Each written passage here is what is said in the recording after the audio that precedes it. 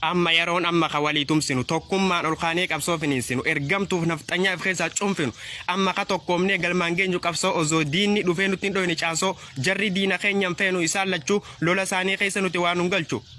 Please poolisiin Oromiyaa bakka hin taane duutee maaliif goota bilaash eenyuuf qabsaa hudhaafif nyaachifta kilaash ati Oromoodha Oromoo si dhalche lola hin taane keessa maaluma si galche.